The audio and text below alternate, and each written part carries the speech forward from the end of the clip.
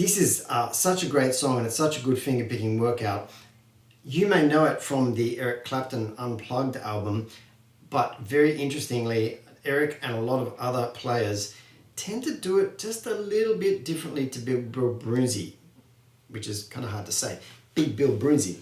If you want to do it the way that Eric Clapton does it, there's a couple of little variations you need to do, but I'm going to take care of the Big Bill Broonzy version today because I think it's a little bit more interesting and it sounds kind of more authentic, clearly, because it is the original. I've worked this off watching videos, really old videos of Big Bill Broonzy playing.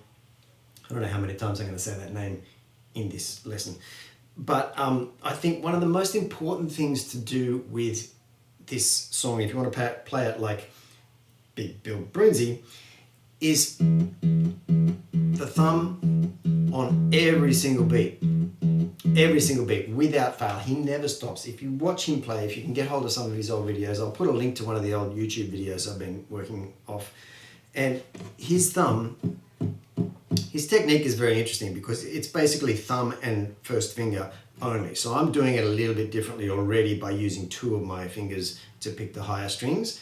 But basically, if you watch him, he's kind of brushing down on the bass strings with his thumb, and he's brushing up with his first finger on the other strings. Now, the most important thing, like I said, is to have this constant bass note on the beat all the time. The rest of it kind of falls into place. If you keep that thumb going, it's going to sound close to the original way he does it. Download your chart. Let's get started. The first thing we do is slide up. We slide up to a E on the 7th fret of the A string, but we start from the 2nd fret A string, start from that B note, slide up, and when you hit that, that's the first beat of the bar. So it's 1, 2, 3, 4, 1, right? And when we reach that E on the 7th fret, we don't actually play it. What we do is we play the bottom open string. So that's why on your tab, that 7 on the A string is in brackets. It means you start here, you slide up, and you land on that 7 on the beat, but you actually play the bottom E string. I'm going to play this really, really slowly and kind of try and explain it as I go along the way, and hopefully that will work best because it's about getting this technique down. If you don't get every single note the same way as the tab, that's okay. I think the most important, there's three really important parts, right? One is that constant bass going. The second one is this first bend, the very first thing that we do after we slide up here. So we go, and we land on the, like I said, we play the E string. Pick the open E string, and then you grab these two notes. You grab the 6 on the G string and the 8 on the B string. And you bend them up like a quarter bend. Just a nice little bluesy kick bend that doesn't really have to go far. That's one of the differences between the Eric Clapton version and the original, is that Eric Clapton and a lot of other players grab the 7 on the G string and do that. To me, that doesn't sound anywhere near as good. Just that one half step down just gets that really kind of bluesy sound to it. So that's the way we're doing it. We're grabbing those with your first and third fingers, I think is best. Going over to the open E strings, and again keeping that bass going.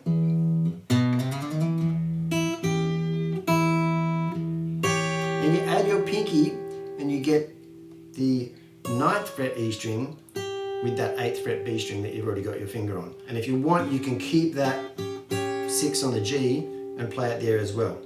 Doesn't really matter if you do that or not. Important thing is that.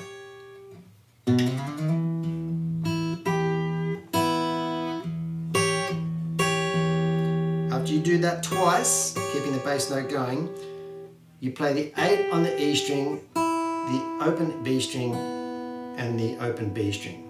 So, and that's the first bar.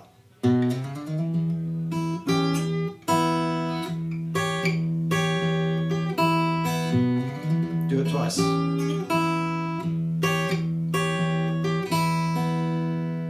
When you're about about to go to the A chord, you're sliding down from the E string. Same thing, but you're sliding down and you're landing on the open A string. Now you start with your finger across all 4 strings, add your second finger to the E string, 3rd fret, make an A7. Now here's one of the other things that's interesting about the way Bill Broonzy plays it, is that he uses his pinky, and it's hard work, so you've got to work on this to get your pinky in action and obeying what you want it to do. But now sometimes he goes, and sometimes he goes and plays that 5 twice.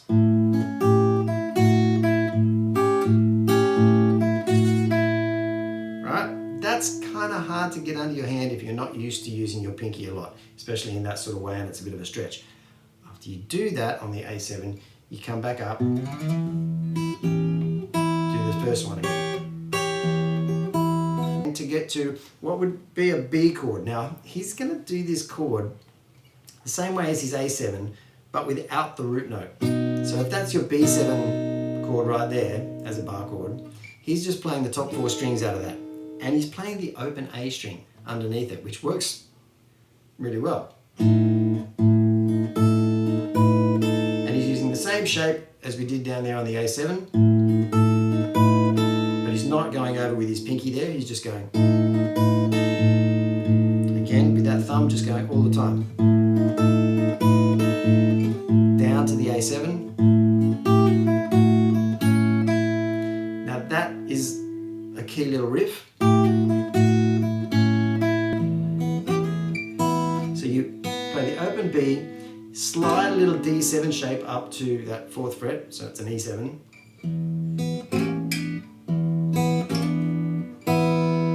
Back down to the open strings.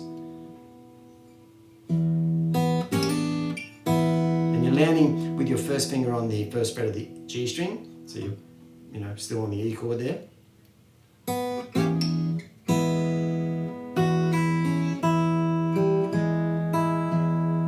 Again.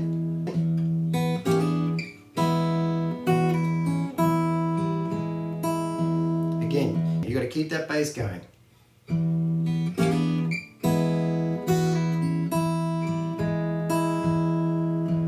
That is key. Can't stress that enough. In fact, I probably have stressed it enough. That's your little turnaround. That gets you into the verse. So that section there comes in between all his verses. His verses, same chord structure, E, A, and B, but what we're doing here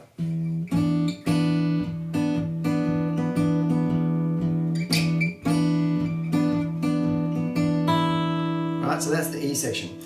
You're using your 3rd and 2nd fingers, sliding up to the 4th fret G string, the 3rd fret B string, classic blues riff for the key of E.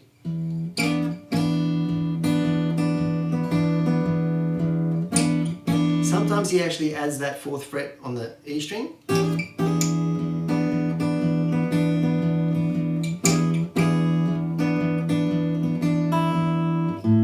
Goes to the A7. And you can do a copy of the first A7 riff, or you can actually just sit on the A7 like this.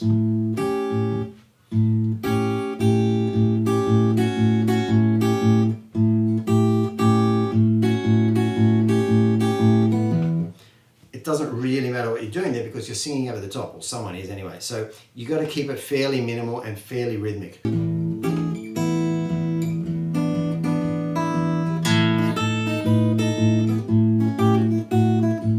Again, when he turns around over the verses, you can do the same thing as you did in the intro, or you can actually just go. Or I think on the tab it's something like this.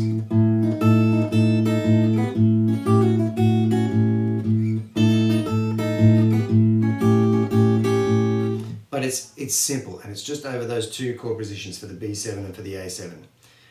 At the end of it, you always do this little turnaround, and this little turnaround is kind of one of the key parts of the song as well.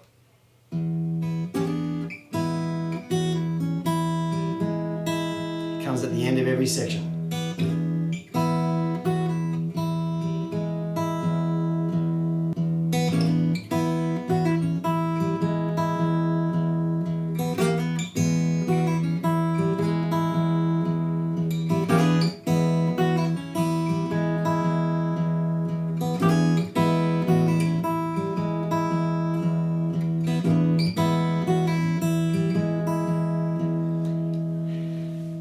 two sections. You can have a lot of fun with that. Like I said, you don't need to play it note for note, but you need to get a couple of those elements down the way Big Bill Broonzy did it in order to sound like, even remotely like Big Bill Broonzy. He was a pretty interesting player and had a very characteristic sound.